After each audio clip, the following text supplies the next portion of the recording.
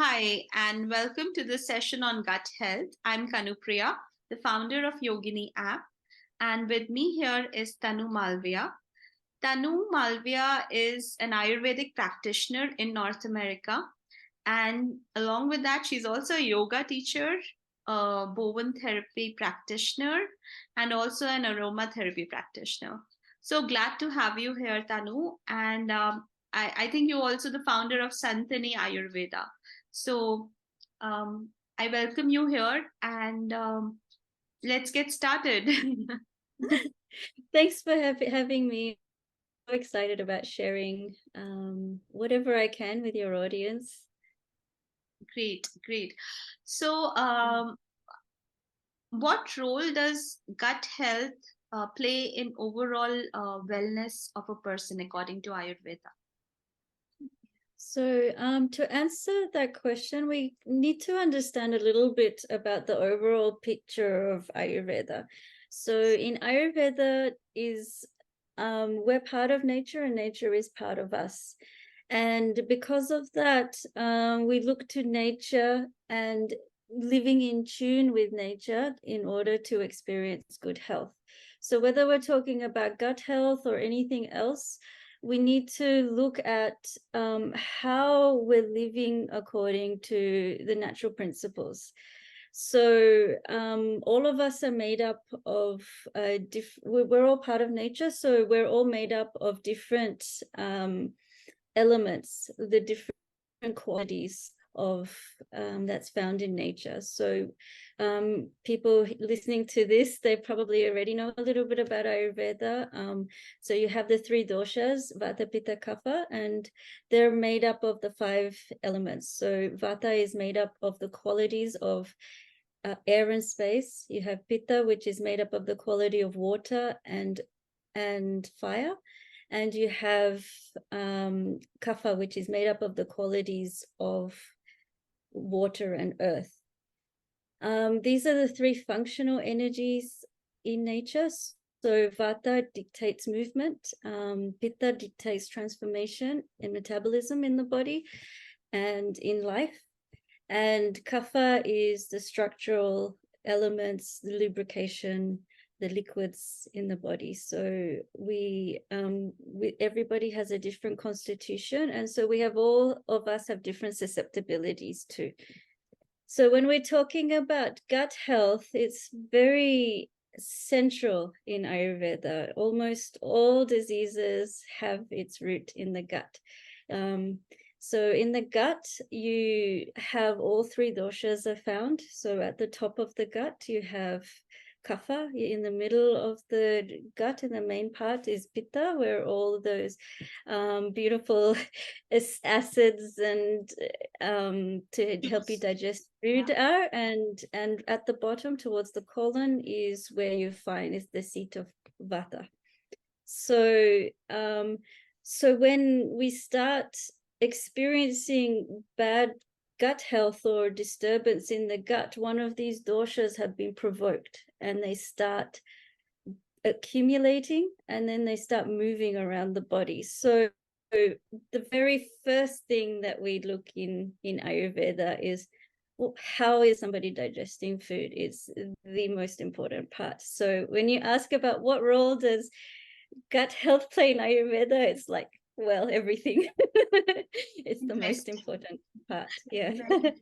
So, there's a lot of talk about gut microbiome these days, and probiotic drinks, probiotic dahi, everything is like probiotic. What is this? How what is Ayurveda's perspective on this, and how is it different from Western medicine? So that's a very broad question. The first thing that comes to mind for me is that when you're talking about gut biome or gut health in general, we're thinking about the way somebody is digesting food. We're not just talking about, oh, what's physically in there.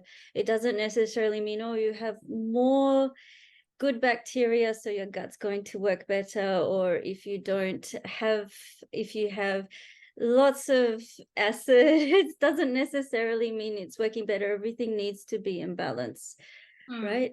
And so what Ayurveda looks at more than gut biome is Agni. How is your Agni? Agni is your digestive fire. Now, if you think about a campfire, if the campfire is burning too hot and you put a huge log into it, it doesn't digest properly. So if there's too much acid, it becomes burnt, but it doesn't actually go through the log, right? And the same way, if it's so small, then then you put a huge lump into it, it's going to diminish. And so it's all about giving the right amount of substance, the right amount of energy into the gut. So not everybody is going to benefit from probiotics. For some people, it's actually going to increase acidity in their stomach and create this that large fire that I'm talking about, and actually disturb the natural balance of gut biome. And for other people, they'll need it because there's not enough Agni, there's not enough Interesting. So yeah, we never intensity. get to know that. It's just like, oh, it's healthy, just drink it. No, yeah. So in Ayurveda, because it's so individualized, it all depends on the individual Personally. constitution, their health, and the current situation they're in, the current So what are the symptoms? Like, situation. how do you know that it's helpful or it's not helpful? Uh, Okay, so if for a Vata type gut issue, you will experience bloating, flatulence, maybe pain in the flanks. These are some of the basic feelings that Vata type digestion would feel, which we call Vishama Agni. So they're irregular. So sometimes they might feel hungry, sometimes they're not hungry, sometimes they don't feel like eating, sometimes so everything is irregular, because remember, Vata is movement, and so it's irregular. I connect with So it so much. Like I have days when I don't feel hungry, and then I have times when I just like go out and eat everything. Like, I'm like I'll just binge. So yeah, yeah, that's probably Vata imbalance in my gut. Yeah. yeah, so we would call that Vishama Agni. So the Agni is, if you think of the fire, is sometimes like nicely burning brightly, and sometimes it's being pushed around by the wind element in the body, the Hmm. movement of the body. So and then you have pitta type, which is high acidity. So some of things that you might experience might be heartburn. You might feel, the kind of people who feel hangry, like they have to eat. If they don't eat, they get so angry, and as soon as you give them food, they'll calm down. Yeah. That's Because that the fire is plan very strong. hungry. Yeah. Yeah. Yeah.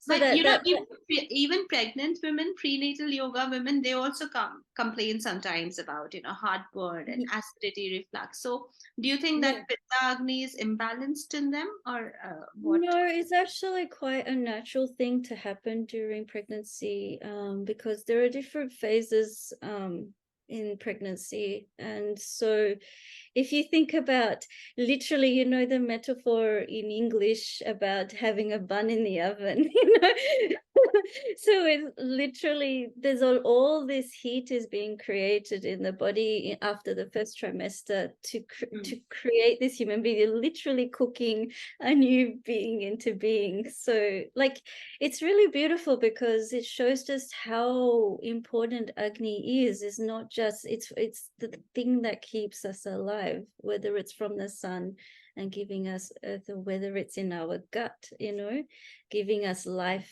in our body itself. So it's a Yeah. very precious element, Mhm. the So fire I think element. we're left with one more sign symptom, the Kapha Agni. What happens when that? Yeah. So yeah, so this is one that a lot of people come with. They feel very sluggish, feeling sluggish and heavy, and they often don't feel hungry. So in Ayurvedic terms, it's called Manda Agni, which is slow, sluggish metabolism. And after they eat, they might feel sleepy. So this is, this feeling that, oh, I wasn't hungry, then when I ate, I feel heavy. So that's more the kaphas, the more kapha or manda agni symptoms. Okay. And how can Ayurveda help in improving gut health, or in preventing or managing all these symptoms that you just mentioned? Yeah, so if we look at the first one with Vishama Agni, so Vishama Agni, the people with that kind of Agni, you don't want anything that is too cold, It's for because if you Vata people. yeah, for Vata, because if you think about the fire again, if it's cold, it's going to make the fire shrink even more. So you always have warm food, warm water, cooked. Everything should be cooked, no raw food. Have a gently spices like ajwain, if you have access to that. Hing, if you have access to that. Some of the Western spices as well, like Western spices such as herbs, such as basil and chives and all of these little things, which is slightly warming in nature. Turmeric is helpful for all three doshas, but particularly pitta. So, but it's interesting because even though it's warming, it's actually, there's a whole other concept in Ayurveda that I won't get into why it's a warming herb is good for a warming person. Yeah. So these kind of things. So just what would ignite that fire? And the most important thing, interestingly, with Vishama or Vata kind of tendencies is to eat regularly, have a set time, because often the people with Vishama Agni, they're also not very regular with their timings. So eating on timing, breakfast the same time, lunch at the same time, dinner at the same time, not eating on the go, sitting down and eating. All of these things help with creating a better digestion of food. So, and not having very heavy breakfast as well, like having something small but eating something is also very helpful. And then your second one, the Tikshna Agni, it's called, the Pitta type of Agni, of digestion. So the fire is very loud, so you need to do the opposite. You need to cool it down. So the best thing, the most recommended and easiest thing for that is coriander. So if you are a person who's that kind of Agni, but you don't like too much cold, you can just make a coriander tea, a few pinches in hot water, drink that, and that will cool down a Pitta Agni. I love coriander, and I think I'm a Pitta person, so I just like to put coriander in everything I eat. Yeah, yeah. Tasty. I think it adds flavor to anything you eat, dal, sabzi, anything. You just put coriander on top, and it's like good when your medicine tastes good too, right? Yeah. Great. Yeah. So yeah, definitely coriander is the easiest way to go. But otherwise, there are classical formulations as well that you can use. You can use Avipatikar is one that we often use and commonly available, especially in India. It's available here in the West too. And herbs like turmeric, as you mentioned, all of these things help with reducing acidity in the stomach. I was recommended something called Haritra Khanda also. Yes. And yeah, they told me to have it early in the morning, empty stomach, like first thing when I get up, because my pitta agni was really out of Yeah. balance. Yeah, so Haridra Khanda, the main Haridra means turmeric in Sanskrit. So the main ingredient is turmeric, and the second main ingredient, there's other stuff too, is milk. So milk is also a cooling product. So together it helps with pitta type issues, especially skin and acidity and things like that. So yeah. And And then of course there's, sorry. so, sorry, continue. Oh, and of course, I was going to talk about kapha, but if you have something else to say about I that, was please. actually asking about kapha agni only. Okay, yeah. So the kapha agni or manda agni, as we talk about, as the technical term is, when you feel sluggish, so they need stimulation. And so stimulating herbs like ginger, pepper. Trikadu is the classical formulation for Mandagni. Just having a little pinch in hot water before or after food, depending. You can ask your practitioner for yourself. So And it's different for different person, like before food or after food, is it? um, well, it affects the gut differently. So a practitioner will be able to assess that yeah, this is the best time for this particular herb. Like you spoke about Haridra Khanda, your practitioner told you to give it in the morning. Sometimes I tell people to have it in the evening. It all depends on what's going on with that person. So different kal, the different times, they have they affect different organs in the body, and they have a different impact on the gut, on your health. So So in interesting. Ayurveda, kal is a medicine in itself. In time is a medicine in itself. Yeah. Wow. Yeah, Yeah. that's very interesting. So, Yeah. mm, my next question would be, what changes can people make in their lifestyle to improve gut health and lower the risk of lifestyle disorders which are related to it? Yeah, so we already kind of talked about this, but routine of the daily dinacharya is very important.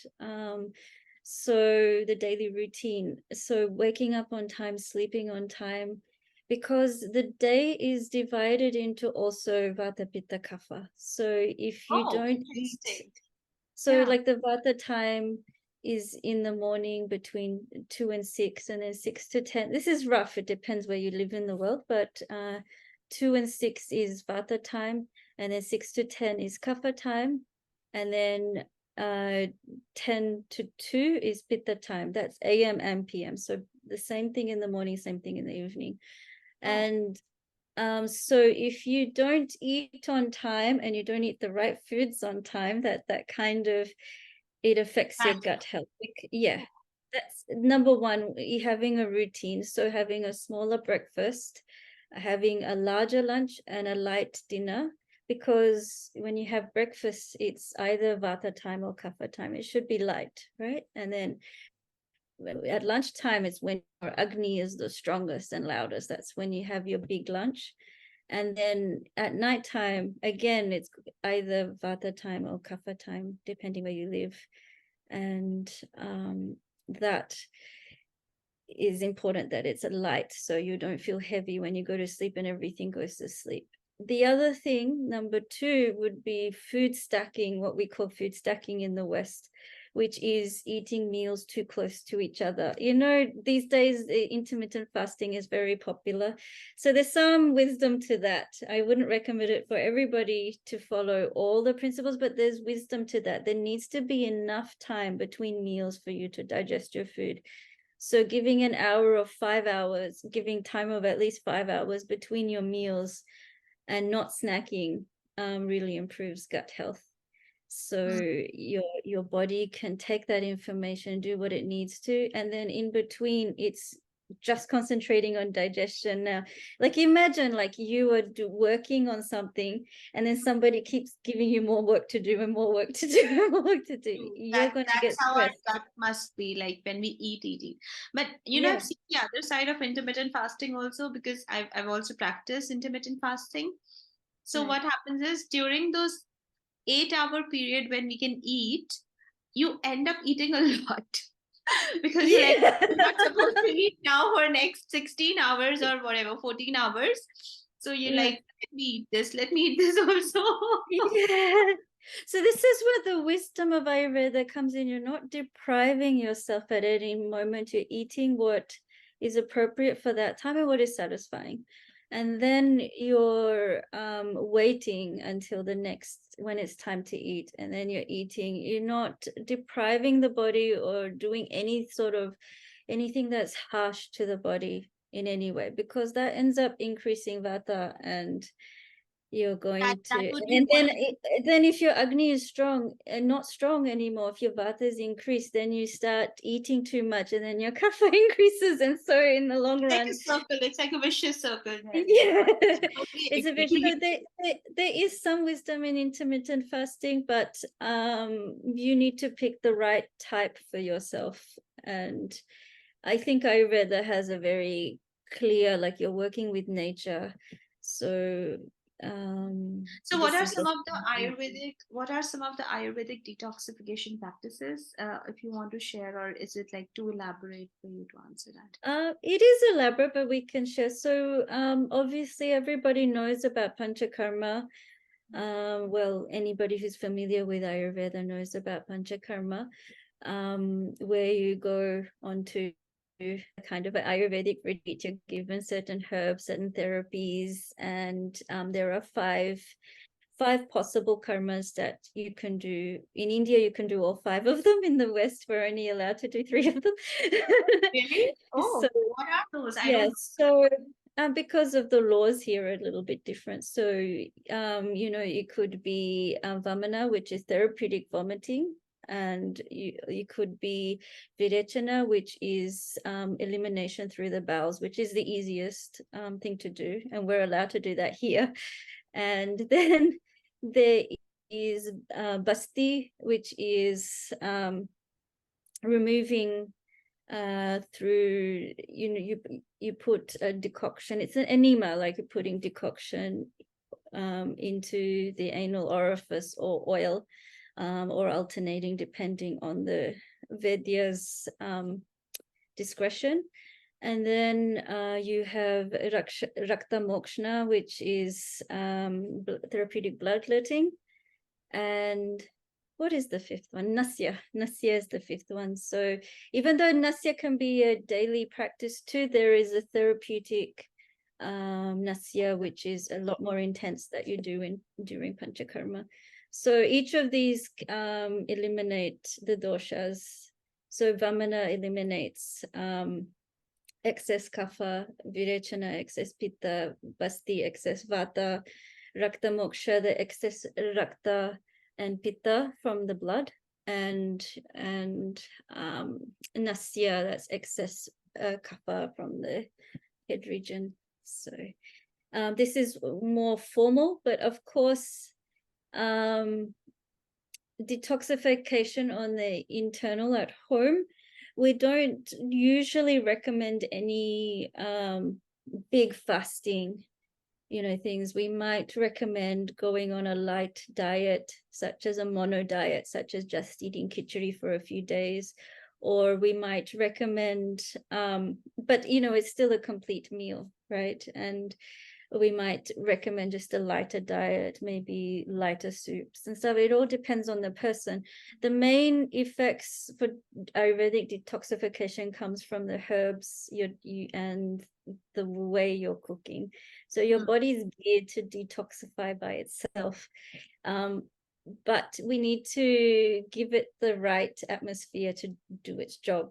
So yes, so there are certain herbs, certain herbal formulations that help digest ama. Ama is the toxins that accumulate in the body, or more accurately, it's undigested nutrition. So nutrition that you take in from all of your senses, as well as eating, that hasn't been fully processed becomes the sticky toxin in your body.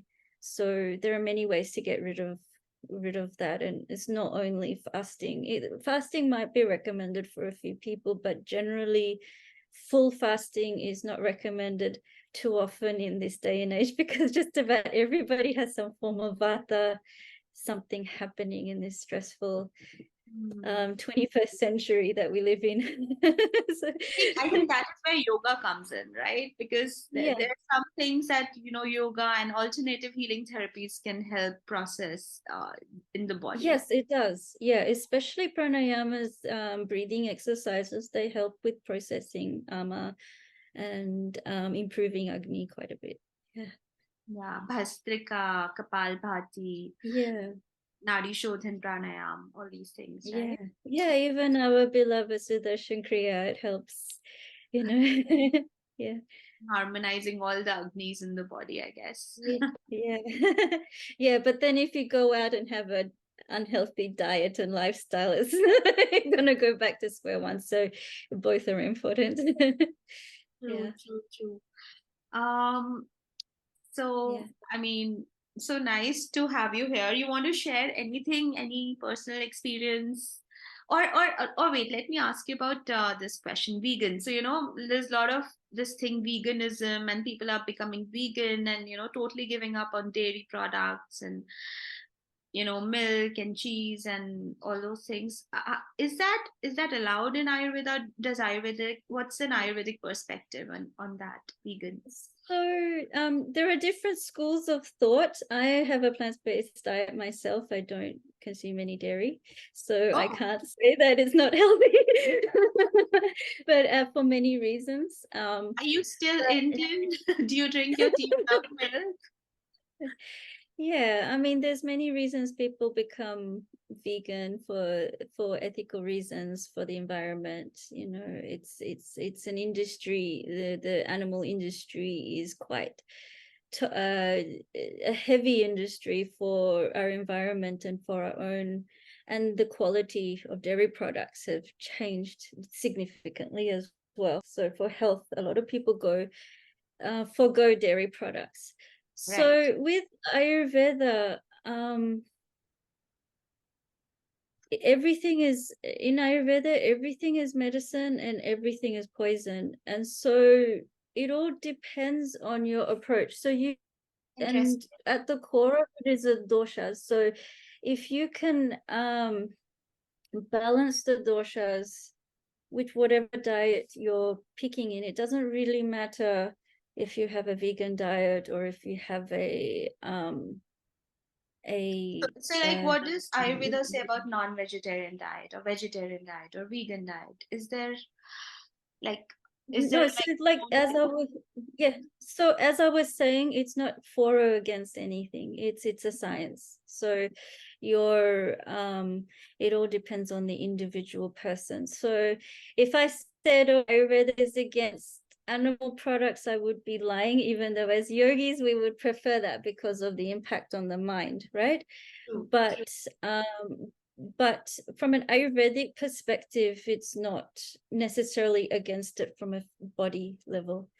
So it is sometimes it is necessary or recommended for some people to consume some form of animal product, whether it's milk or other types of animal products. But there's often ways around it if their ethics go in, if ethics ethics, and also I think at the level of prana, I think it just like it it brings your prana down, right? I mean, yes, it will bring your prana down. It will the thing is, for a yogi, for a person on the spiritual path, um it's almost it's contradictory. How can you be spiritual and harm at the same time, cause harm to another living being? That's going to affect your prana, and obviously there's too. It's a different, it's for the yogi, there's a specific yogi diet according to Ayurveda, for the everyday person, somebody who uses the a lot, if it's not available, if the vegetarian options are not available, we can't say please don't eat. But I think in this day and age, everything's available in most places. It's just maybe some very remote places, maybe in some corner of Mongolia or some corner of the tundra in Russia or something. It'd be very difficult. Basically Ayurveda is life supporting, I guess, right? So yes, so whatever it is that supports that person individual life. So that's exactly right. Yeah, because the word Ayurveda itself means knowledge of life, right? It's the science of life. So it's life in every aspect, whether and what increases it, how it's measured. This is Ayurveda. So what inspired you to start Santani Ayurveda? Like, what is your philosophy behind it, and how do you think it's kind of changing the way people look at Ayurveda where you are? Oh, that's a very beautiful question. I just want the byline for Santani Ayurveda is health, happiness, and harmony. So it's really about promoting self-awareness. It's really about promoting good health and whatever it is that makes us healthy and happy, and focusing on just the well-being of all human beings. And that's really my intention behind Santani Ayurveda, to empower people to take care of themselves. I don't believe in making people dependent on me forever.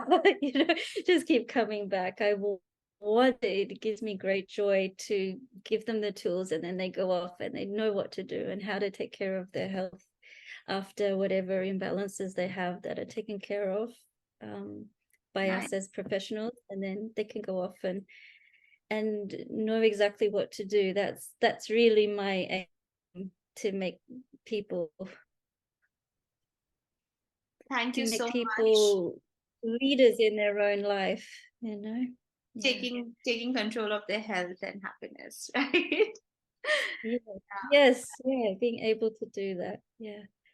That was really interesting, very informative session, Tanu. And I'm so glad that you could take time out for this session and share your knowledge with us. And thank you again. I'm really grateful and hope our viewers also enjoyed it. And if you have any questions or any comment, or if you want Tanu to talk about something else on Ayurveda or any of the other therapies she practices, please comment and we will have another session soon. Thank you. Thank you. Thank you so much.